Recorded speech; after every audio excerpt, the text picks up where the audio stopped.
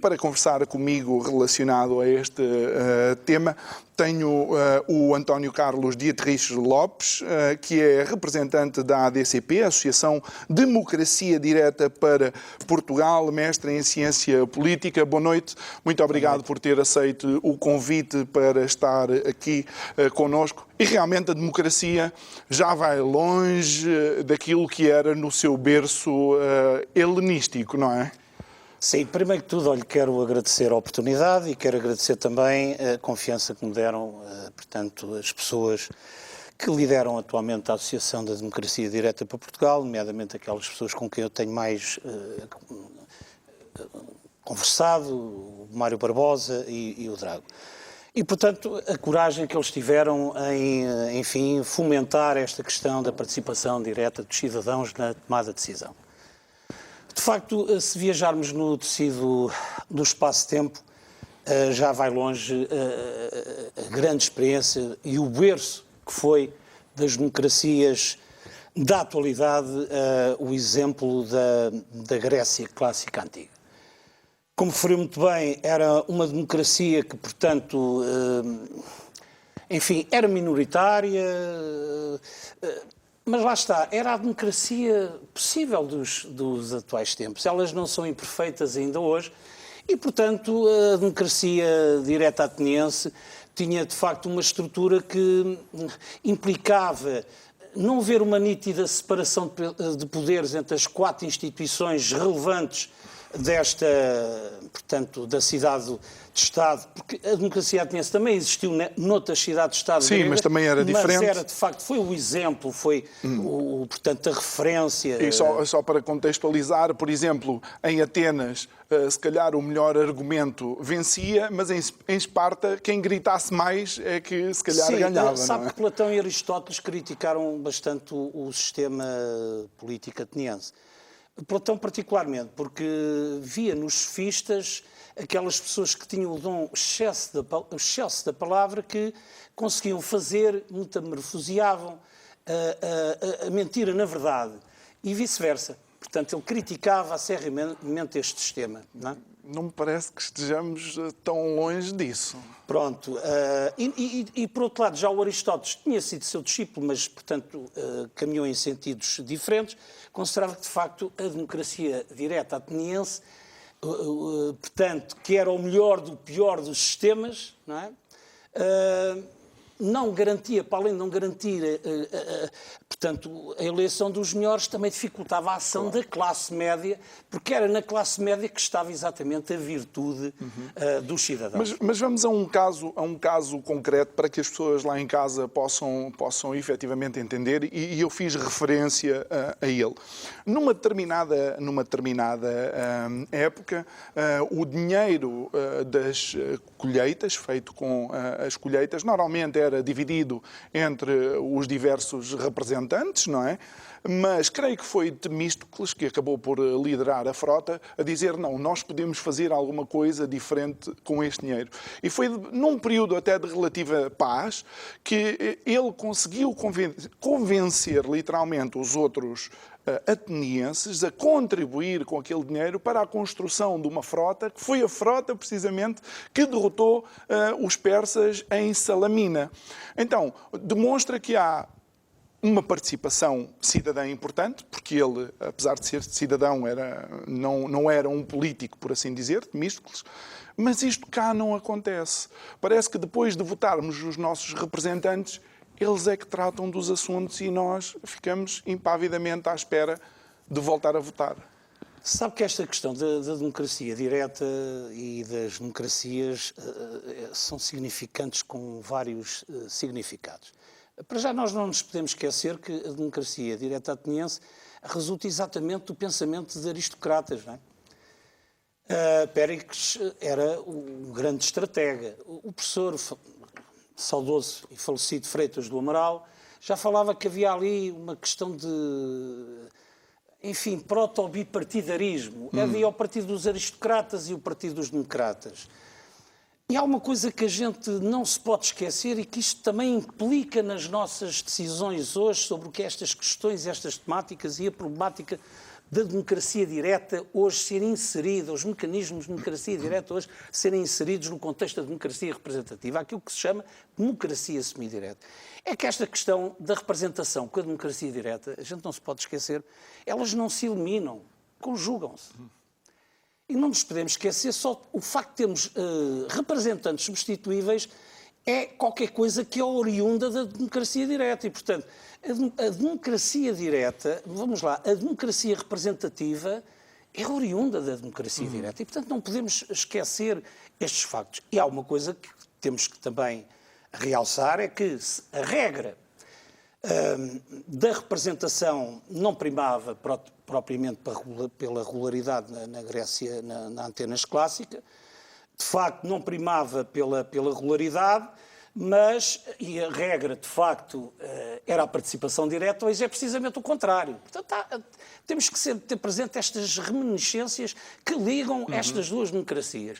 E de facto, hoje o que vemos é um debate já um bocado antigo, e principalmente depois da queda das Torres Gêmeas, que enfim foi um marco na história da civilização fundamental para se começar a abrir o leque sobre a debate destas temáticas, porque, ao contrariamente ao que dizia Francis Fukuyama, no fim da história, O Último Homem, que é uma obra emblemática e que dá a vitória consolidada das democracias ocidentais, há alguém que previsia, nomeadamente Samuel Huntington, dava a previsão de que, calma, que esta questão das consolidações das democracias tem muito que se lhe diga e se calhar não é. Exatamente, é preciso friar o coisa. Isto é como ondas que, e portanto estávamos até no curso da terceira vaga, como ondas que vão e vêm, e portanto, repare, foi preciso 21 séculos para, depois da Grécia clássica, do exemplo de Atenas como berço das democracias atuais, falar-se novamente de democracia. Claro. E não queremos estar a dar nenhuma lição de história, como é óbvio, mas acaba por ser importante para contextualizar isso. Há bocadinho eu citei Esparta, não é? Esparta como uma democracia onde ganhava quem falava mais alto, mas, por exemplo, em termos de ouvir as mulheres, Esparta estava muito mais avançado que Atenas. Ou seja, havia uma participação das mulheres nas decisões políticas em Esparta muito mais vincada do que em Atenas. Sem qualquer dúvida. Concordo perfeitamente consigo. Esparta, aliás, a idiosincrasia espartana era, afastava-se da ateniense. Não é? Claro. Repara uma coisa, esta questão da democracia direta... Bom, a democracia direta, eu lembro-me de ter falado com alguém importante que fez parte do movimento das Forças Armadas. Isto lá está, é um significante, pode ter muitos significados. Basta-se dizer que no processo revolucionário em curso e no processo de transição democrática havia alguns setores mais radicais dentro do movimento das Forças Armadas, porque também, e foi com moderados que eu falei, pessoas moderadas, não é? Dentro daquele movimento, que falavam na democracia direta. E há que ter um bocado de cuidado nestas coisas, porque a democracia direta pode resvalar para uma soberania popular do tipo ditadura do proletariado.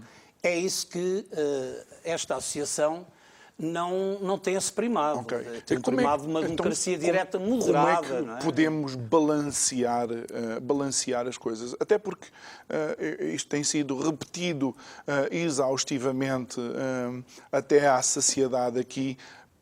Para a maioria de nós, o grande vencedor e, ao mesmo tempo, o grande derrotado é a abstenção, porque é vencedor por causa da percentagem e é derrotado por causa da não participação desses cidadãos. A abstenção, sem qualquer dúvida, quer se queira, quer não, a abstenção tem diversos níveis, não é? Pronto, há uma abstenção política que é ativa e que normalmente é presencial e que também vai buscar os votos brancos e os votos nulos.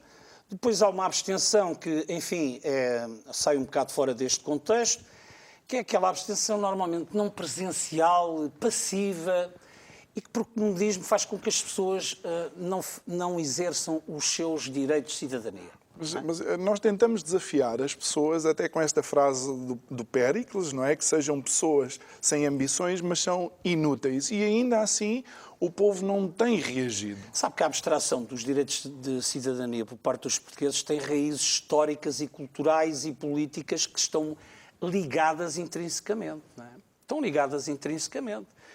Ouça, Portugal é um país, pronto, que tem a democracia que tem, enfim, normalmente aparece essa democracia, aparece na altura de campanhas, onde os partidos políticos saem à rua, e parece que a tese de Moses Storgorski, de há uns anos, sobre os partidos políticos, e tinha que haver partidos políticos transitórios, não é tão despicianda como isso, não é? É aquilo que acontece na prática, se formos a ver bem, precisamente isso hoje. Em Espanha acontece muito, exatamente, por exemplo. E portanto nós temos que inserir toda a questão da cultura e do caldo democrático dentro do contexto, e o contexto, como dizia Dieter Nolan, faz a diferença. O contexto faz a diferença. E portanto nós temos em Portugal, estruturalmente, no tempo das monarquias absolutas, mesmo das monarquias constitucionais, o povo, acima de tudo, preocupava-se era para não passar fome, não é? Porque nós somos tradicionalmente, lá está, um país sempre ligado a bancarrotas, muito ligado também, muito colado à questão das dívidas externas, e portanto andamos um pouco nisto toda a vida. Lá está, é o tal país onde a terra acaba e o mar começa, como dizia o Camões, e isto paga-se. Isto paga-se, esta questão do limite e de fazer parte do sul da Europa, paga-se e paga-se bem. E até na questão dos sistemas políticos. Não é? E, portanto, somos um país que tem, para nós, esta questão da democracia, enfim, e dos processos democráticos é novo. E temos, acima de tudo, um eleitorado ainda muito imaturo. Aliado, apático, constantemente. Não escrutina as suas próprias cores, por exemplo, também. Sabe, é muito fácil. O António Filipe, que é deputado do Partido Comunista, mas que, em termos académicos, e eu aprendi a afastar-me da ideologia precisamente na vida académica, porque, de facto, aparece, e ele faz uma tese de doutoramento que baliza, e depois transformada em obra, que baliza para sempre o estudo destas temáticas, não é? Que é o referendo na experiência constitucional portuguesa, uma obra emblemática que vem a dizer que, de facto, nós não somos um país com tradição referendária. Mas, evidentemente, estas coisas todas podem mudar, apesar de haver imensos obstáculos, que eles existem e são fortes. Basta-se dizer que para uma iniciativa legislativa popular, que agora são 60 mil assinaturas, 60 mil subscritores, ainda depende do consentimento formal dos deputados da Assembleia da República, e depois tem que ir ao Presidente da República, e depois passa pelo Governo, e depois anda ali, Ou seja, ainda há vai ao Tribunal. uma burocracia tão grande que... Portanto, os órgãos de soberania, plenipotenciários nesta decisão se faz ou não se faz referendo, são, de facto, os detentores completos dos tais mecanismos de democracia direta que deviam estar ao serviço do povo português. Eu posso lhe lembrar a questão do acordo ortográfico. Havia 121 mil subscrições, havia todas as condições para que aquela matéria fosse referendada. Exatamente, e por distintas políticas, interesses políticos e económicos, Portugal e o Brasil, José Sócrates e Lula da Silva, enfim, decidiram pura e simplesmente não ouvir e, enfim, depois ali com umas pequenas alterações, não se responsabilizou ninguém e ali com umas pequenas alterações que até permitiu a dupla grafia por causa da questão do facto e do fato. Não é? Exatamente. E, portanto, tudo isto... Mas está a ver, é este tipo de coisas que mata, de alguma forma, a vontade do cidadão de participar. Com certeza. Quando nós conseguimos fazer uma alteração à escrita e à linguagem de um povo sem consultar o povo, o que é que nos resta? Resta-nos uma completa erosão dos pilares das democracias representativas e, portanto, não parece nada despiciando esta conjugação com os mecanismos de democracia direta. Ou melhor, que haja maior assiduidade para que os mecanismos se afirmem.